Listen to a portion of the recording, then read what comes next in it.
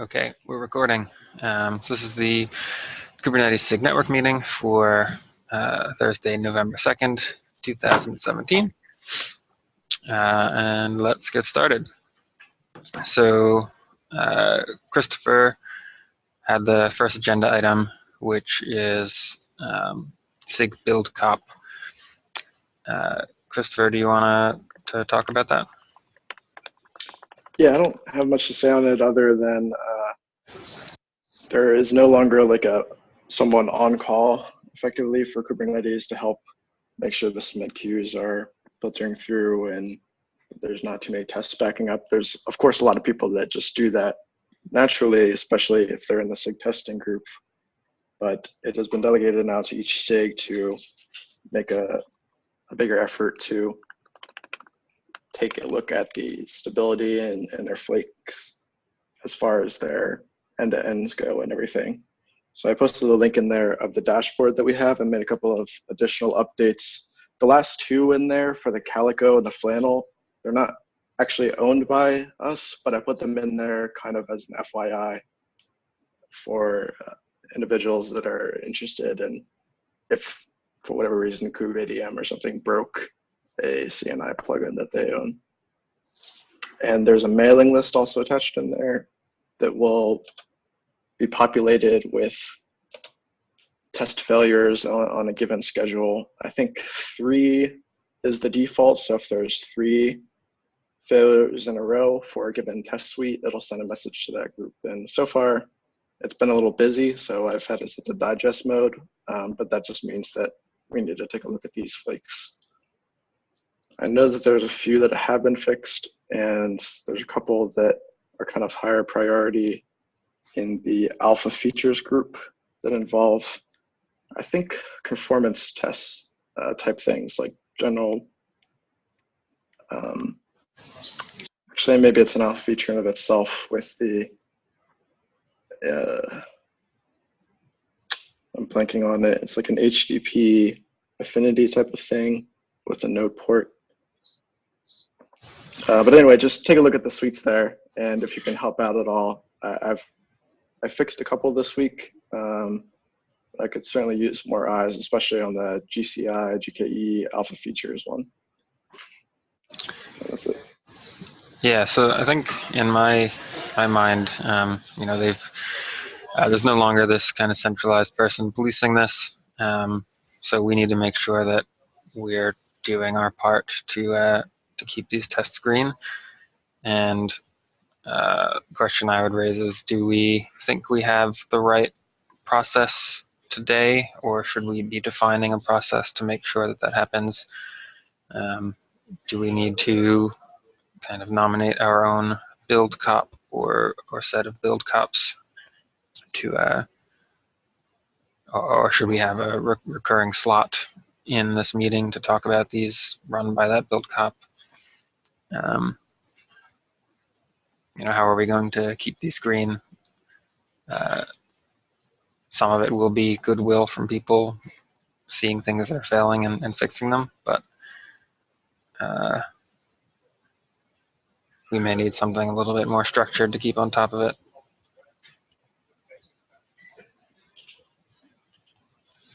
Would it be good to just spend 5 minutes every SIG network going over the dashboard at the start? Yeah, I think that's probably worth a shot.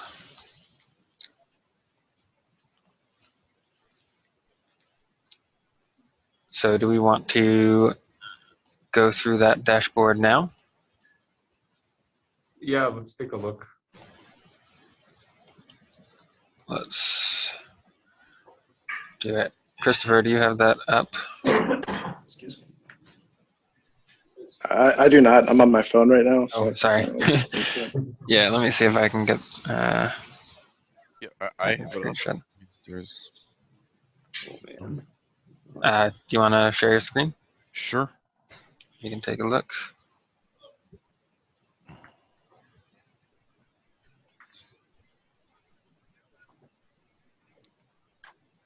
So the first one that's I mean, there's a flaky one, but there's one that's failing badly here. It's GCI, GCE, IPVS. That's just miserable.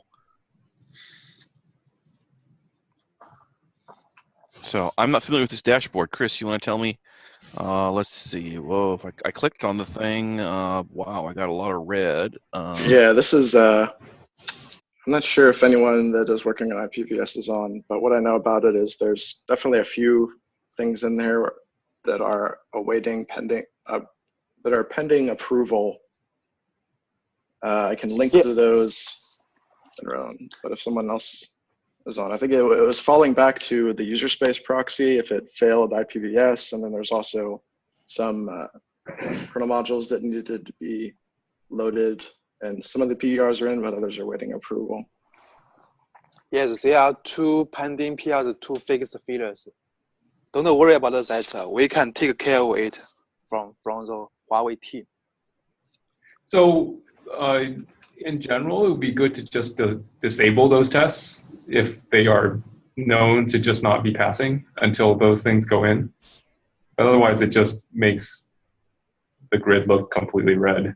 It also burns time failing over and over again. Yeah. But if we disable the test, how can we see the result since it's not a pre-submit job?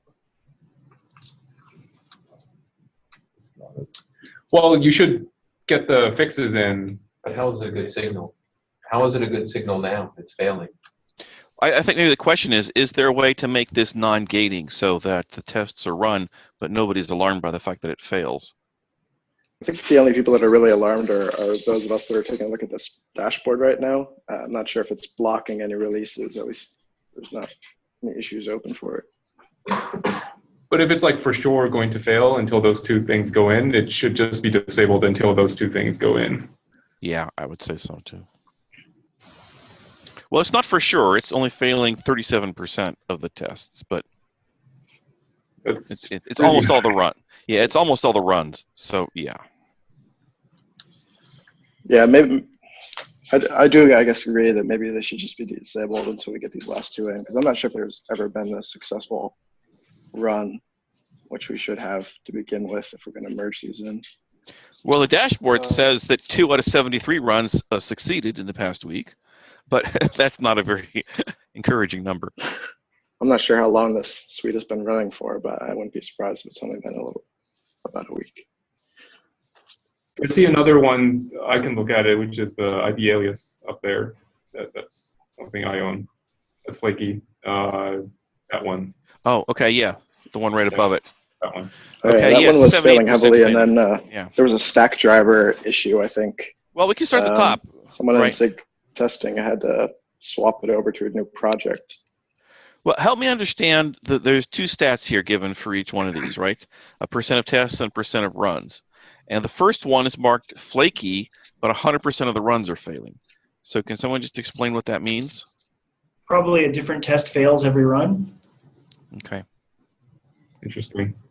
Okay, I don't think we have, I think everyone should take a look, given the complexity of this, and we can probably next meeting or send out an email as to how should we do this. Probably we should take that summary, put it in a doc, and then sort of people who feel like they own a piece of it should put a little blurb saying like, oh, this, I triaged this and it's because of X. Or maybe if the entry doesn't have anything there, then then we talk about it the next time to make sure it gets an owner. Yeah, I think finding who we think the right owners for each set of tests are is a good start. So a lot of I could take a look at that and post to the mailing list. Yeah, that would be great. It'd be like a doc with just cut and paste that thing, and then people will attach name or something to it, and then we can see which ones is unknown. So this is Tim. I feel like there's some amount of fatigue around testing. Like we talk about it more or less every cycle. I mean, every it's not just our SIG. Every SIG has this, but at some point we reach a point when everybody's looking at everybody else to do the work because we're all busy doing other things. And like do we need something more heavy-handed to try to get this back in order? We have a lot of failing tests. Last I looked, we were among the worst of the SIGs. Like, do we need a moratorium on any changes except test fixes, or like, what sort of hammer do we need to drop on this?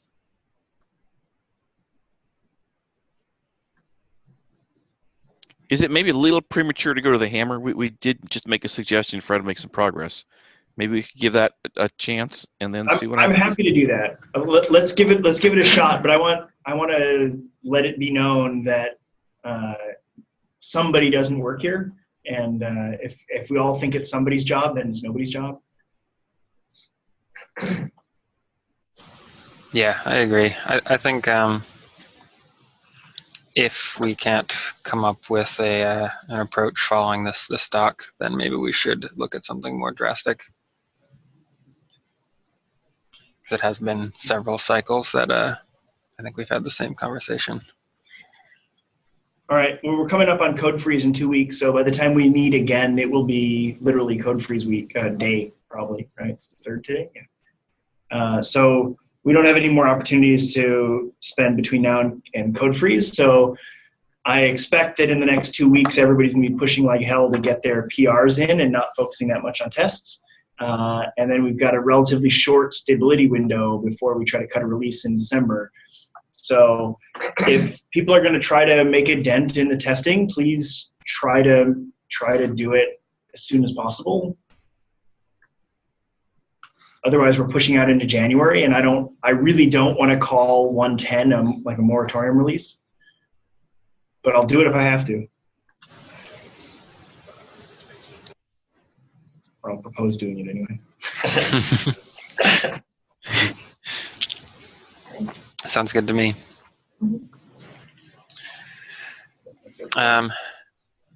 So shall we move on then?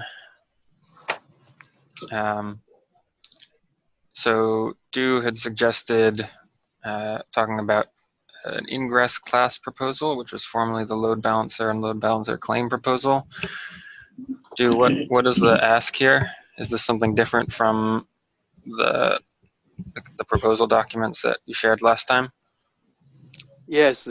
Yes, we can update this PV and PVD model since it seems a bit complicated in favor of Tim Hawkins' comments, and we almost finished the API design, and the new proposal is ready for review soon.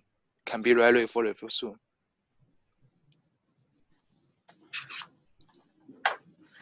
So is there a new proposal document that we should be using or superseding the previous one? Yes, it can be reviewed soon, and we have already finished design internally, and it's internally discussed. Okay, so it's just an internal. Is the updated doc available yet, or is it soon? Yes, we haven't updated the original proposal, the Google Doc, and if it's new proposal is ready, we will broadcast in the mailing list. Okay. Thank you. Great, thanks. John had a question about core DNS and where should the image live. So the question is whether this should go in GCR, Google Containers, or on Docker Hub. I'm not sure John, what the policy is. Okay. Yeah, maybe not. So it looks like John is not there, but I can get the reply if you have it. Yes, Francois. So I mean, this is an alpha feature at this point, correct? Yes, it's an alpha. So I would have thought for alpha, that's fine to live in Docker Hub. Tim, does that sound right? I'm fine with that. Put it anywhere you want while we test it and make sure that it's sane. And when we're ready, then we'll for sure the final place should be GCR. Okay. But when you say final, that means when the feature is accepted as a complete feature after beta, or it is? No, probably by the time we go beta, we're committing that we probably are going to do this. So I think at beta time, it's probably worthwhile to move it up. The downside of moving it to the GCR is that we can't yet hand out the ability for people to push on their own. And so, once you put it there, then you have to wait for somebody who's on a short list of people to do the push for it. And so you're better off to not do that until you have to. All right. Thank you. Cool. So next topic I added, which was just an update on KubeCon sessions. So we talked a little bit last time. We actually have 2 different sessions scheduled, which I don't think we had talked about last time. We have the SIG Network update, which is an 80-minute speaking slot.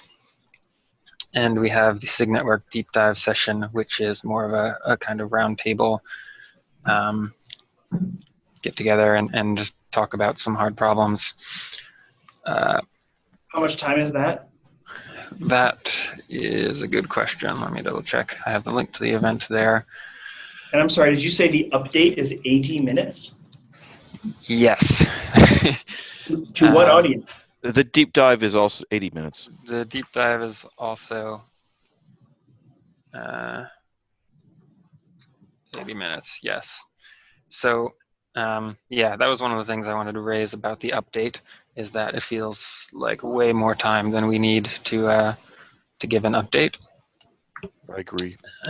So I talked to Paris about that, and she said that if we can suggest an alternative length, she can talk to the organizers and get that adjusted.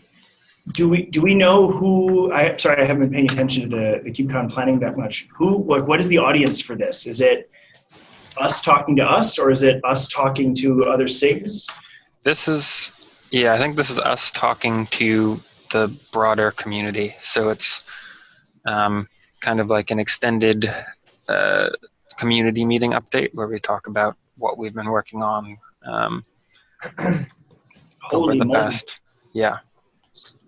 I mean, it's not that like thinking about it, we don't actually have any shortage of things to talk about, but I'm not sure how much depth people who aren't already on these calls will really want out of this, right? We could go into great detail talking about the fun that is IPv6, but I don't think anybody outside this group is going to care that deeply, except for the headline, right? Working on IPv6. Right. Yeah, so I would agree, like 30 or 40 minutes should be more than enough. Yeah. You know what? I'll take a note to talk to Paris about it, since she comes by our office every couple of days. Okay, sounds good. It would be good to, yeah, sort out what our plan is for this soon, because it's approaching pretty quickly. So anybody who wants to... This needs an owner, and somebody needs to decide that they're willing to try to collate all the material, and then we can get a bunch of volunteers to each produce like 5 minutes worth of material on their topics. Yeah. Volunteer to be the collator. I'm happy to own that, unless there's another volunteer. Sorry, Casey, I stepped in. You said you were ready to do that? Yeah, I'm happy to collate. I don't think I can present on all the topics, but I could do at least one of them and help organize. So would this be something like we take the last year? Well, when was the last KubeCon? Year. Okay, so just roll up all the updates for a year. At least that's like the last. Well, there was one half a year ago, but it was in a different continent. I see. Yeah, I think it's probably we should spend some of the time going back through all the things we've done this year. But I think as an update, I don't know if retrospective is the best use of the time. So maybe, let's assume we're shooting for 40, not 80. I would spend no more than 10 on a retrospective. And then the rest, I would say, we circle the SIG and say, everybody who's working on something, help us with, produce 2 slides or something on what you're doing and why and what the status of it is. And absent volunteers, we can start to volunteer people. Yep, and I think getting that input from Paris on what she's expecting. Yeah, I'll would do also be that. good. I'll do that ASAP, and I'll send a note back to the SIG. Cool. Thanks, Tim. So I think that's the kind of trickier one. We do also have this deep dive session, which I know we had talked about kind of doing an ingress forum as part of that, and there are probably other topics as well. It would be good to go into this with knowledge of some of the things we want to be talking about. I think the last time it all kind of was on the fly, which worked out, but I think we'll get more done if we have a preset list of things to get started on. I see. So that would be the time slot for the ingress discussion? Yeah, so I think this is essentially, we have a room for 80 minutes to talk about SIG network things. So we could use that for the ingress discussion, or... I think ingress will easily fill 80 minutes. Yeah. Yeah, so about that specifically, I sent out an email a couple of days ago with a doc soliciting ideas for the ingress meetup. We could kick that off. I will post the link here as well.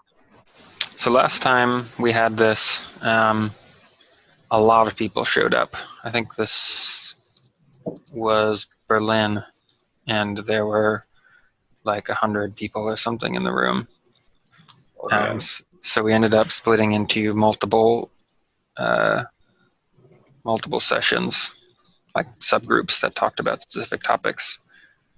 And we broke the meeting into 2 halves. So I'm not sure how many people will show up to this, but quite possibly there will be a large group of people who are less interested in ingress and looking for other topics. What's more interesting than ingress? I mean, for context, this conference will be almost twice as big as Berlin.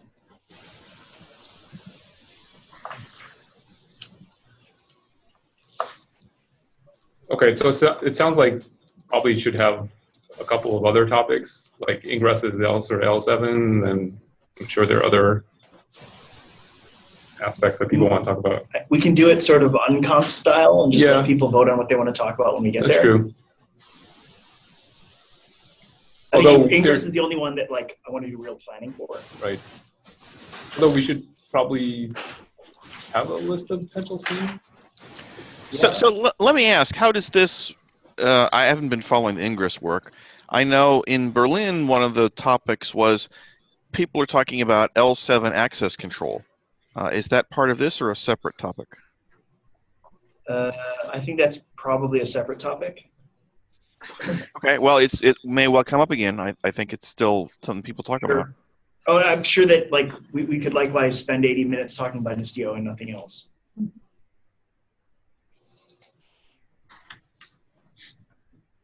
Okay, who's going to collect a list of candidate topics? Someone who hasn't already volunteered for something? Anybody? Come on. All right, I'll do that one. Ah, look at that. Thanks, Mike. Hopefully it's really just send an email and collect the responses and maybe get a bit more detail on them. Sure.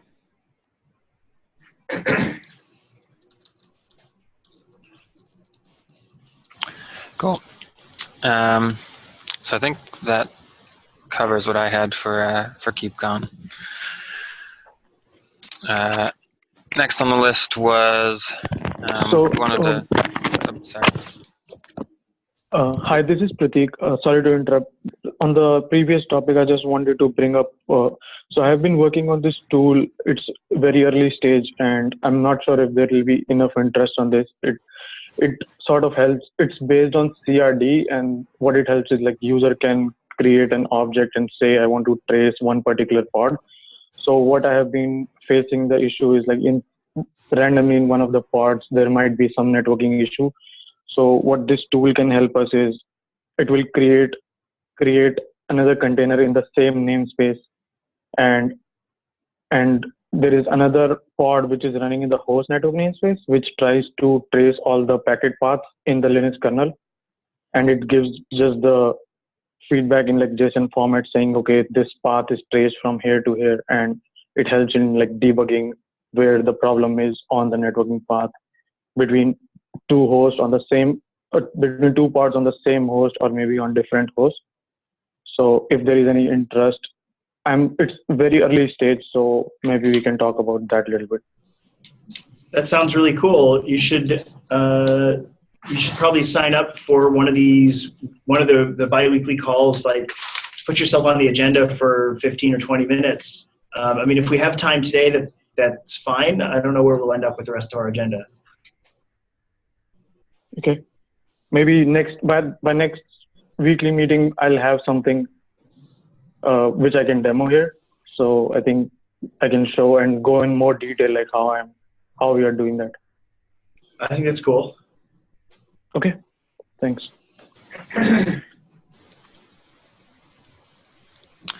Yes, so next was validating duplicate target ports. So Chris raised this, and I agreed we should talk about it just to try and reach an agreement quicker. Tim, I know you're aware of this one. Yes. So it looks like in 1.8 we added some extra validation on services that have broken some use/abuse cases. Yep. I let that one fall off my plate. I apologize. So go on. I have the PR open. I'm ready to review it like today or tomorrow. This is the revert PR?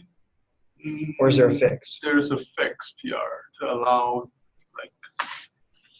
the duplicate ports on different protocols. Protocols. Okay. Yeah.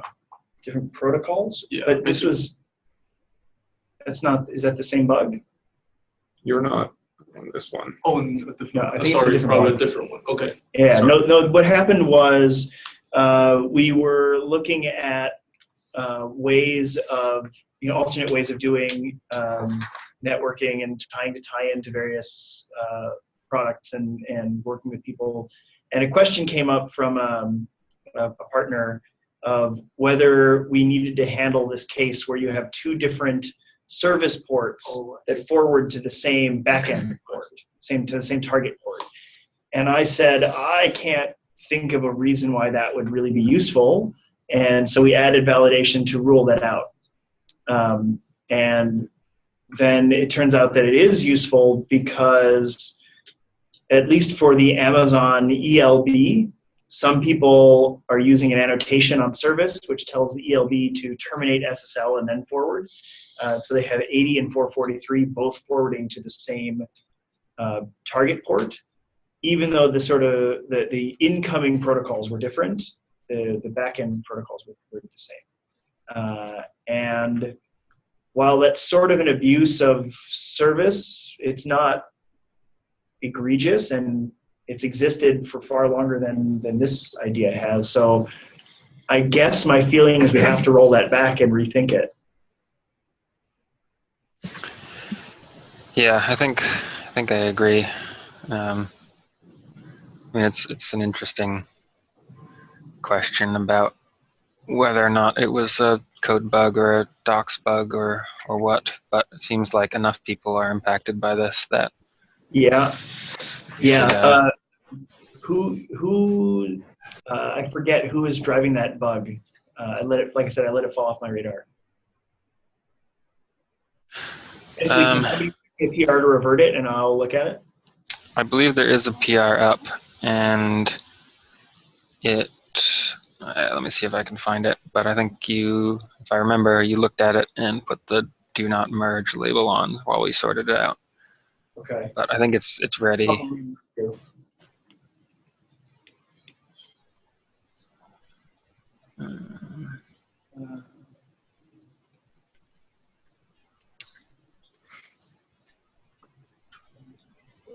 Somebody help me find it. Find a Yeah. number. For some reason, I can't seem to find it. I've got like 2 issues for it, but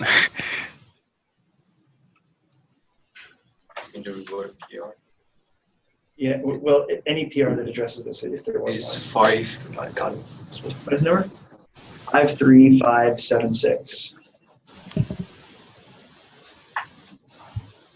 Not assigned to me. Can you assign it to me? Yeah, since you have it over. Sure. Yeah. All right, I'll throw it in my hopper. sounds good. And I think the last thing on our agenda is from Bowie about resolve comps configurability. Yeah, basically, it's a proposal to give more customizability to pod resolve.conf. I think a lot of people have been asking for this. So basically, just take a look, see if it addresses your needs, comment, etc. And that's it. Cool, thanks. So that's all we've got. Were there any last minute topics people wanted to bring up or questions before we call it early?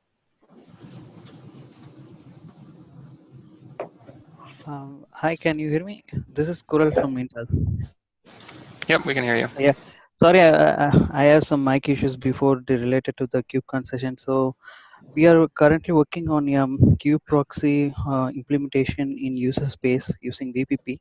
I don't know whether this topic will be interested in the KubeCon session or will be a separate SIG. I have to contact me. I think it's kube proxy will be interested for networking session as well. I think so. So is that okay to bring up that session or? Yeah, I think. Yeah. Are you thinking of that more for the kind of deep dive session?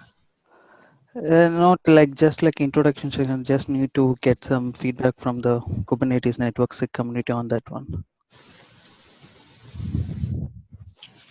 Is there a doc or a PR somewhere No, that not people at could go and look we at? not yet provided. We will provide it very soon on that one. Yeah. Cool. I mean, I think that sounds probably like a good candidate to even talk about on an upcoming meeting, or yeah, once the Docker PR out is out, I'm sure people would be interested to look at that. Okay. Cool. Yeah. Sure. Yeah. Question in a similar vein, is anyone else interested in some of the things happening with high performance, high scalability user space host stacks in VPP? There's some work going on to integrate that with Kubernetes as well.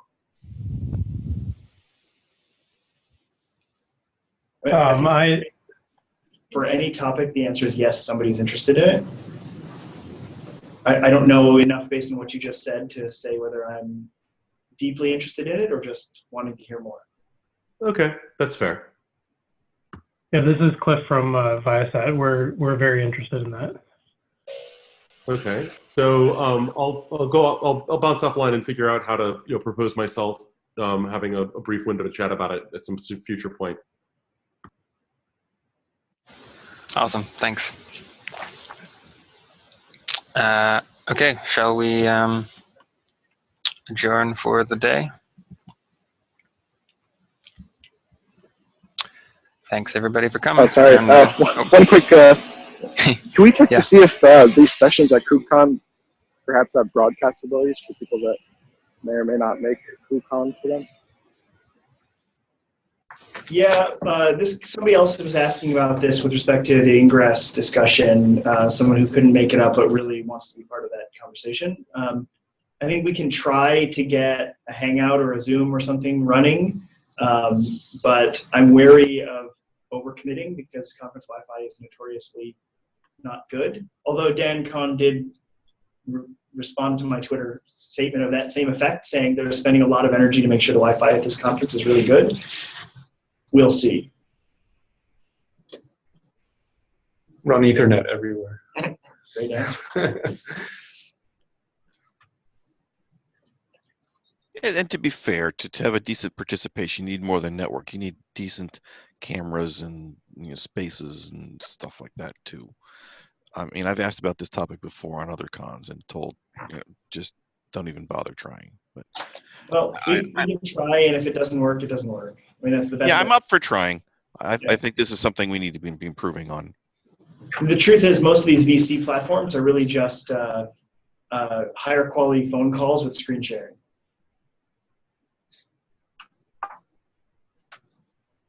All right. Thanks, everybody. Thanks all. See you in 2 weeks.